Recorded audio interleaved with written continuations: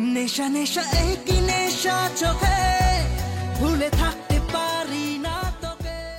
তিনটে বিয়ে করা শ্রাবন্তীর সৌন্দর্যে এবার কুপোকাত স্বয়ং জন সিনা। কলকাতার গণ্ডি পেরিয়ে সরাসরি হলিউডের অভিনেতার মনে জায়গা করে নিয়েছেন এই লাস্যময়ী নায়িকা। এমনই খবরই এখন মিডিয়া জগতের সরগম। আর এই সবকিছুর মূলে রয়েছেন হলিউডের বিখ্যাত অভিনেতা, সামাজিক যোগাযোগ মাধ্যমের কার্যকলাপ। ভারতীয় গণমাধ্যম টাইমস অফ ইন্ডিয়া থেকে জানা গেছে, সাম্প্রতিক সময়ে কলকাতার জনপ্রিয় নায়িকা শ্রাবন্তী চট্টোপাধ্যায় বেশ আনন্দে রয়েছেন। কারণ হিসেবে জানানো হয়েছে, তার রূপের শিখায় নাকি ঘায়েল হয়েছেন হলিউডের জনপ্রিয় অভিনেতা জন সিনা। রহস্যের খোলসা হয় তখন যখন জানা গেছে এই ঘায়েল হওয়ার পর্ব সামাজিক যোগাযোগ মাধ্যমে ঘটেছে। সম্প্রতি হলিউড অভিনেতা জন সিনা কলকাতার এই লাস্যময়ী অভিনেত্রীকে টুইটারে ফলো করা শুরু করেছেন। আর তা দেখে একেবারে আহ্লাদে আতখানা হয়ে যান অভিনেত্রী।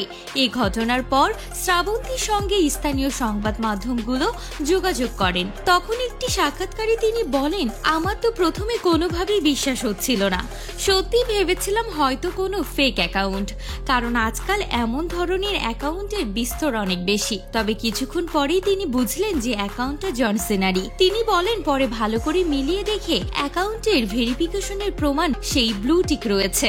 তখনই নিশ্চিত হলাম যে এটা জন সিনার অ্যাকাউন্ট। তখন থেকে সত্যি খুব আনন্দ লাগছে। 1.5 মিলিয়ন ফলোয়ার বিশিষ্ট ভেরিফাইড টুইটার অ্যাকাউন্ট রয়েছে শ্রাবন্তীর। নিজের সহকর্মীদের সাথে সেখানে তার সমানভাবে যোগাযোগ থাকে। তবে সেই অ্যাকাউন্টে যে কখনো হলিউডের কেউ প্রবেশ করতে চাইবে তা তিনি স্বপ্নেও কল্পনা করতে পারেননি বলে জানান। জন সিনা একজন মার্কিন পেশাদার কুস্তিগির, র্যাপার এবং অভিনেতা। তিনি জীবনের বেশ লম্বা সময় ধরে WWE এর সঙ্গে জড়িত ছিলেন। এমনকি ইউনাইটেড স্টেট চ্যাম্পিয়ন হিসেবেও তিনি বেশ বিখ্যাত। তিনি সর্বমোট 16 বারই খেতাব পেয়েছেন, যা এখন পর্যন্ত চ্যাম্পিয়নশিপে সর্বাধিক। জনের অসংখ্য জনসেবামূলক কাজের সাথে জড়িত।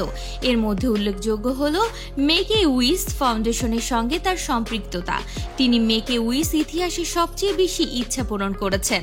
জন সিনার প্রথম সিনেমা মুক্তি পায় WWE এর স্টুডিওর ব্যানারে। এর নাম দ্য মেরিন। অন্যদিকে শ্রাবন্তী চট্টোপাধ্যায় ভারতীয় বাংলা চলচ্চিত্রের একজন অভিনেত্রী। তিনি 1997 সালে মায়ার বাঁধনে অভিনয়ের মাধ্যমে তার বর্ণালী জীবন শুরু করেন। 2003 সালে তিনি সর্বপ্রথম বড় ধরনের কোনো কাজের সাথে যুক্ত হন।